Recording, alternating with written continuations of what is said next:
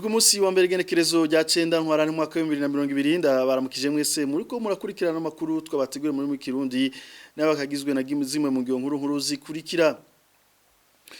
Umugambwe MST uranegura igumizwa ry'abanywanyi bawo mu mabohero atandukanye mu gihugu, ivyo bikaba biri mu rwandiko umugambwe wasohoye inyuma y'imyaka 6 iheze. Bamwe mu banywanyi bawo barashwe n'igipolisi, abandi bongera barafungwa kubwo umugambwe. Ibiganiro bidakumira vyonyene nivyo bizogarukana amahoro mu Burundi.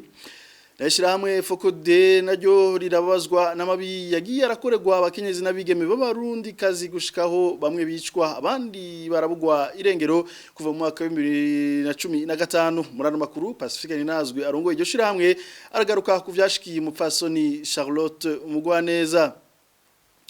Bamwe mu Barundi mpuzi z'abarundi baramaze gutahura kubuzima butegerezwa kubandanya naho bari hanze y'igihugu cabo. Mu mpera zano makuru mugenzi wacu Rodrigue Ndikumwami aradushikana muri district ya Rubavu ni mu buraruko bw'igihugu kibanyi c'u Rwanda, aho yagendeye mu Kenyezi yuguruye uburiro restaurant mu Gifaransa.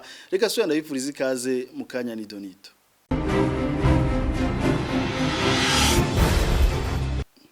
Intambwe umwigeme n'umukenyezi w'umurundi kazi bagezeho mu guharanira uburenganzira bwabo, ico nico civugo cahanahanywe ko ivyumviro mu nyigisho zari zatunganijwe mu gisagara ca Kigali no mu gihugu c'u Rwanda n'umugore w'abakenyezi n'abigeme baranira amahoro n'umutekano mu Burundi. Hakaba hari mu ntumbero yo guhimbaza umunsi mpuzamakungu wahariwe umwigeme n'umukenyezi uba ukumwa kutashe igenekezo rya 8 ntwarane. Thierry Bigirindavi niwe yari yahishikiye, tumukurikire.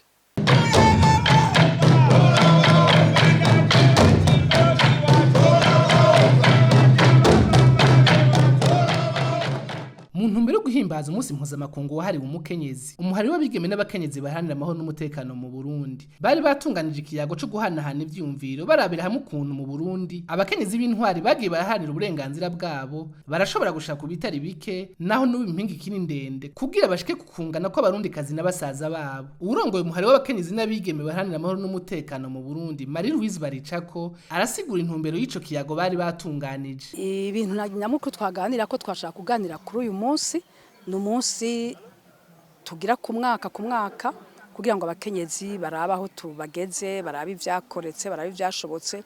Tuba tuvuga cyane ku gateka kazi na muntu k'abakenyezi, tukaba tunavuga n'ingene abakenyezi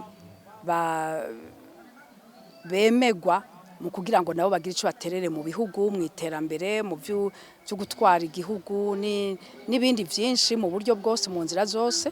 Rero twebwe twari twabitunganije kugira ngo turabe aho tugeze, tuvugane n'abandi bakenyezi, twatumiye n'abagabo kugira ngo nabo nyene tubivugane, kuko ku vy'ukuri ntibizokwikora, tuzobikora ari uko dufatanije n'abagabo, twavugana ngo turabe ingene ibintu bimeze.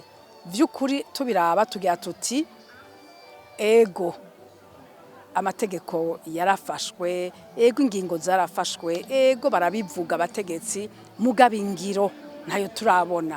Kandi ubu harageze aho dutangura kumera nk'abashavura gatoyi, kuko birabihishe ko boko bavuga ikintu kimwe imyaka yose, imyaka 25 igara bakakivuga bacemera yuko iterambere ry'abakenyezi, ko abakenyezi n'abagabo bangana barinda kwemerwa mu buryo bungana, ariko kumva biguma bivugwa gusa bose bakavyemera mugabo ntihagire ubikora.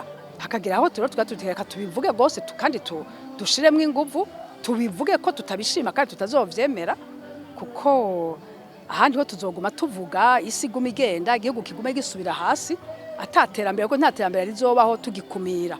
Ntushobora gukumira 52% ngo wongere utere imbere, kuko nukuvuga yuko wowe nyene niwe wikenesheje, ufise inguvu harya, ufise ubutunzi harya, uranse kubukoresha mugabo ushaka gutunga, ushaka gutera imbere, ntibikunda.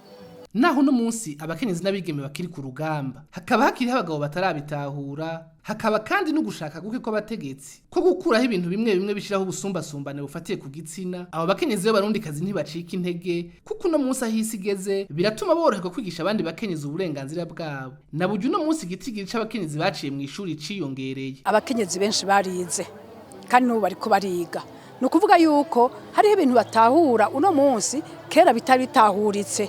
kera iyo uvuze ko umukenyezi atajambo agira benshi baca bavyemera. Kera iyo uvuze ko umukenyezi atamatungo ateza kugira cyangwa adashobora kuja mu vyo kudandaza, benshi ntibavyumva ariko ubu baravyumva. Rero turafise ico cuko abakenyezi benshi bize biradufasha cyane kuko bumva ibintu n'ingoga kandi baraheza bakihagararira.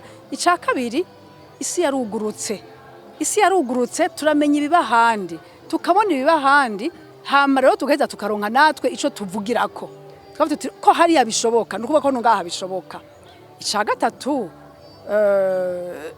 ubu amashirahamwe y'abakenyezi ku isi yose baragiye hamwe barakorana. Nukuvuga yuko dukorana n'abandi baza baraduha ivyiyumviro kandi bakanadushigikira, niyo turiko turabivuga bakadushigikira, bigaca bituma rero bitworohereza gukora. Ikindi canyuma novuga catumye ibintu bitworohera n'aya mashirahamwe. Kuba dushobora kugira amashirahamwe, kuronka abakenyezi bahurira naho bayagira naho bahanira ivyiyumviro ni ikintu gikomeye cyane kidufasha. Hanyuma icanyuma novuga ni iki kintu ca technologie de l'information. Ibintu biranyaruka bigenda n'ingoga, bigatuma rero na twebwe duhanahana amakuru, tuvugana n'ivyiyumviro tukabihanahana n'ingoga, biraca bituma rero ibikorwa vyacu vyoroha, tukibaza yuko n'ivyo vyose turiko turavuga ariho bizoca bigateba bigashikaho twifuza. Abakenyezi b'abarundikazi bahungiye mu kambi y'Imahama muri izo nyigisho bari baserukiwe. Urongoye abo bari bavuye Imahama yarasiguye ukuntu bashyize mu gihugu c'u Rwanda naho bari mu buhungiro basanze igihugu bahungiyemo kimaze gutera intambwe ishimishije mu vyo guha ikibanza kibereye umukenyezi. Aho mbere uno munsi usanga Imahama abagabo n'abakenyezi bafashanya gusumba uko babikora mu Burundi. N'abigeme n'abakenyezi bari ugasanga uno munsi basigaye batacitinya. Ubuye mu nkambi ya Mahama abakobwa bararonka akazi k'ikiyede, abagore barakora ikiyede, bakagenda kubaka, turafise abizi byo kubaka. Twe turabona yuko intambwe yabaye, ariko ahanini ni kubera n'igihugu twahungiyemo kibifashamwo, kigerageza cane gushira imbere umukobwa. Nko mu byakozwe twovuga yuko nk'iyo bashatse gufata nk'abakobwa bajana kwiga mu mashure y'uburaro, barashobora kuzana umukobwa ari nyuma mu manota agashobora kuronka uburaro gusumba n'umuhungu yamusumbije amanota, kugira barabe yuko igitsina gore cozamuka. Narirya babonye yuko mu Burundi abagabo baguma barondera ingene umugore yocinyizwa aja hasi. Abarundi bahungiye Imahama ingeso yo gukubita abagore yafatwa nk'ikintu gisanzwe mu Burundi, ariko basanze mu Rwanda ari ikintu caciwe kitakivugwa. Ibitoroshe kwakira ku bagabo bamwe bamwe, mbere n'ubu hari aho bagaragaza gahigihigi bakabwira abagore babo ko bazoteba bagataha. Abagabo byarabagoye cyane kuvyakira, kugeza naho batevye bagahora. Umugabo ugasanga abwira umugore ati tuzoteba dutahe. Iryo jambo risigura yuko umunsi twatashe ati sibi mwigira mu Rwanda, hazogera igihe dutahe turengane urya mupaka twarenganye duhunga uzibonerako. Umuhari w'abakenyezi baharanira amahoro n'umutekano mu Burundi ukaba wasavye abashinga ntahe n'imisore yari yatumiwe kubashigikira mu rugamba bari mu kwinjira nk'abagenzi b'umuhari, bakinjira kugira bafashanyire bashiki babo guharanira agateka k'abakenyezi, guharanira agateka k'abana babo, guharanira agateka k'imiryango yabo, eka mbere kugira baharanira agateka k'u Burundi, kugira bubaka igihugu gishasha cubakiye ku butungane n'ukungana kuri bose. Imisore y'abarundi b'abatimbo ntiyari yatanzwe kuza kwiginana n'abigeme n'abakenyezi mu kubavugiriza umurisho w'ingoma bahayagiza umukenyezi w'umurundi kazi. Ibirori bikaba byarangiye mu kanyamuneza ntangere, abahari bose biginana.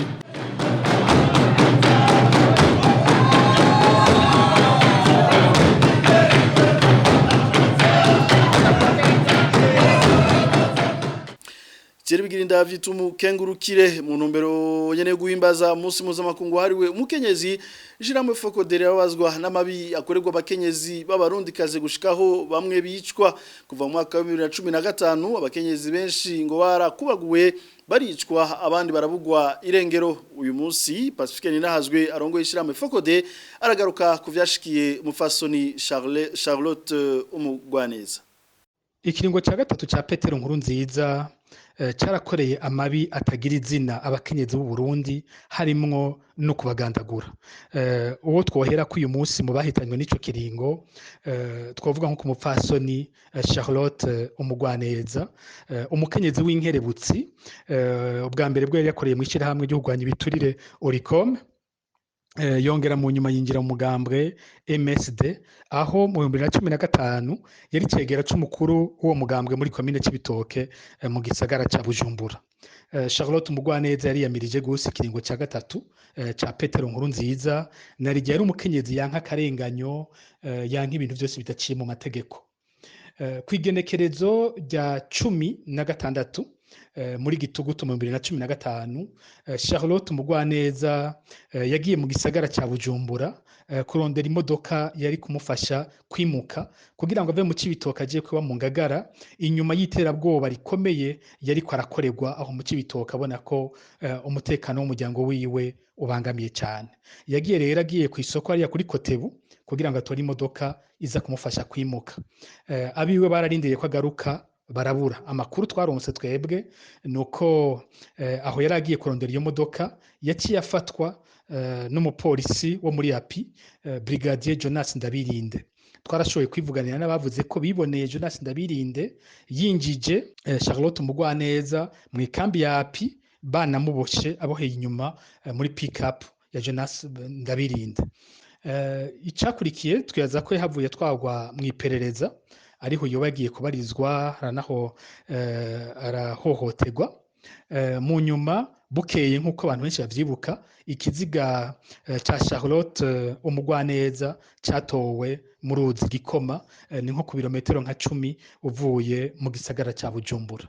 Ikibabaje kurusha ngaho nuko inyuma y'ivyo atakintu na kimwe kiboneka cakozwe kugira ngo abagandaguye Charlotte Mugwaneza bafatwe bongere bahanwe nk'uko bigenda biba ku bandi bose bakorewe amabi mu kiringo ca gatatu ca Petero Nkurunziza.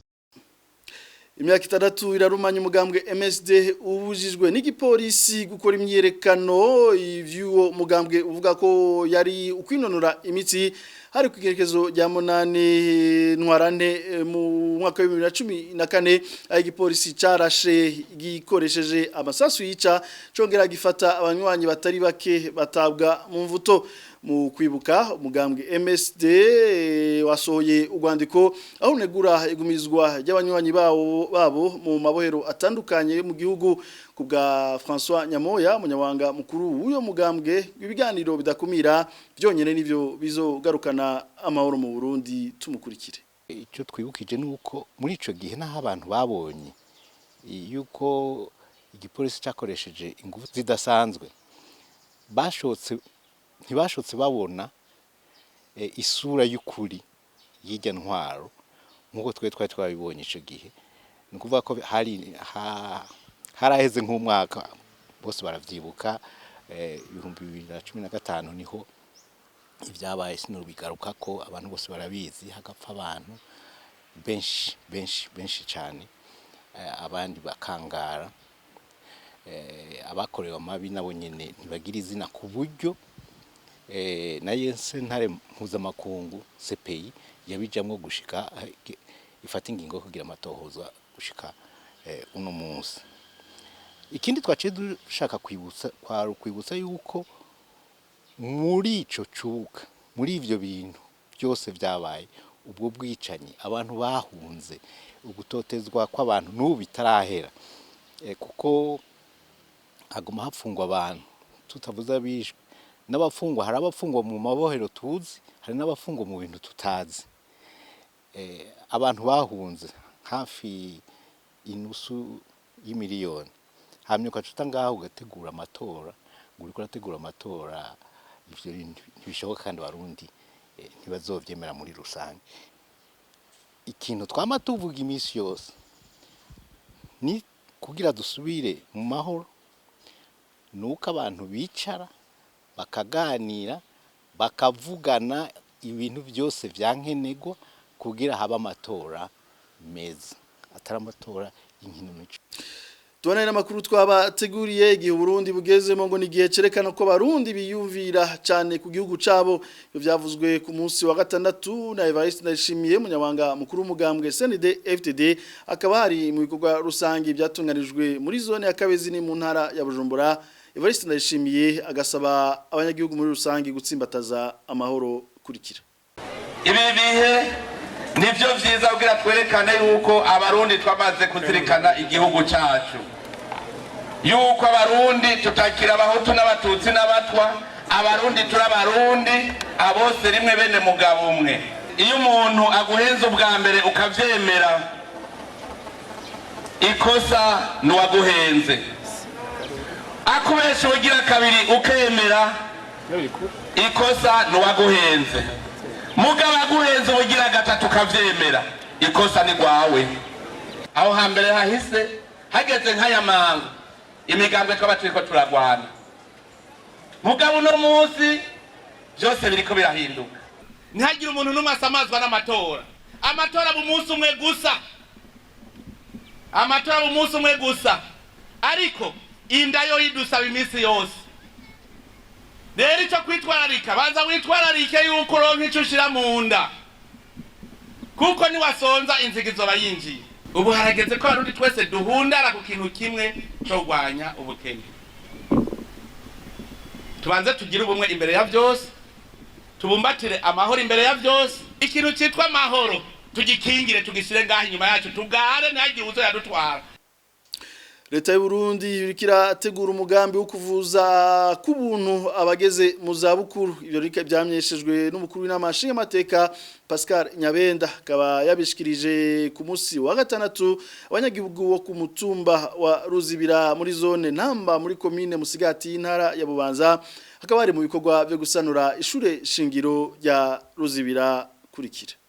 Leta y'u Burundi irikiri yumvira kuriya kuntu abana badakwije imyaka 5 bavugwa ku buntu, abakenyezi bibungenze bagafashwa kwa muganga, yuko nabageze mu zabukuru namwe leta y'u Burundi izoheze kagira ingene bashigikira. Nabwiye mu ntango zano makuru bamwe mu mpunzi z'abarundi baramaze gutahura ubuzima butegerezwa kubandanya naho bari hanze y'igihugu cabo. Umwe muri abo n'umukenyezi muri district ya Rubavu ni mu buraruko bw'igihugu kibanye cy'u Rwanda. Muri kino gihe akaba yaruguruye uburiro restaurant mu rurimi rw'igifaransa kugira abishike ko yo bayaciye mu nzira zihe. Uno munsi yo amaze kwiteza imbere mu buryo ubuhe. Inyishu ni muri no nkuru twategurira mugenzi wacu Rodrigue Ndikumwami. Umukenyezi dushimye kwita izina rya Keza Vanessa muri iyi nkuru ni umukenyezi w'umurundikazi yahunze igihugu kuva mu mwaka wa 2016. Ashitse Rubavu ntiyareza amaboko, yaciye yiyumvira umugambi wo gushinga inzu y'uburiro ariyo bita restaurant. Iyo nzu y'uburiro ikabimufasha kwibeshaho we n'umuryango wiwe. Cyumviro caje kubera ko twarondeye akazi tukakabura, hama twiyumvira kwikorera muri market twari dufise. Nkora ibijanye na restaurant, turuza amata, icayi, chapati n'ibiharage, umureti n'ibifiriti, umureti na chapati. Izamwe abanyeshuri ahanini biga muri kaminuza ya Yereka. Hari igihe baza bayafise, hari n'igihe baza batayafise. Ndabafasha bagafungura, hama bakazoyazana bayaronse. Umugwi munini wabaza gufungura muri ubwo buriro ugizwe n'abanyeshuri biga muri kaminuza ya ILK. Kaminuza isanzwe yigamwo ugwaruka rw'abarundi.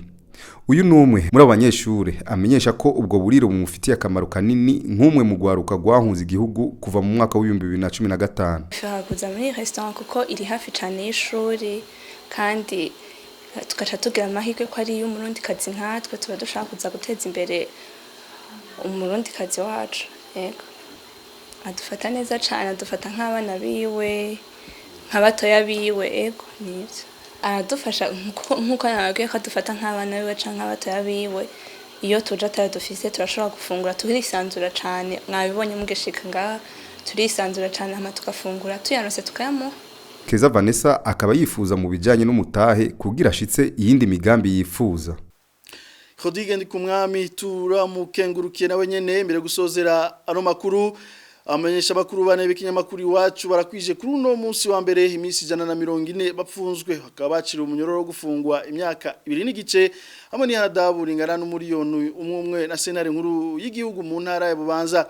Abacamanza bari bashashe muri urwo rubanza akaba yari Parfait Muvunyi yararongoye intahe, Ihuwitonze Eric hamwe na Kaneza Clarisse asanzwe ari warongoye sentare nkuru y'intara ya Bubanza. Icariho cy'umushikizamanza akaba yari yabasabiye gufungwa imyaka 15. tubibutse ko abamenyesha makuru bahagaritswe ku igenekezo rya 22 gitugutu umwaka weze ibubanza bakaba bahagaritswe bagiye gutohoza inkuru muri komine ya Musigati ariko habera intambara hagati y'abitwaje ibigwanisho n'abajejwe umutekano. Christine Kamikazi, Agnes Ndirubusa, Terence Mozenzi na Egide Harerimana bakaba bagirizwa gushaka guhungabanya umutekano w'igihugu. Nano rero soza makuru ko tubashikiza kuno munsi wa mbere Fatikano kayanda bakenguruke mwese mariko muradukurikira naho utaha.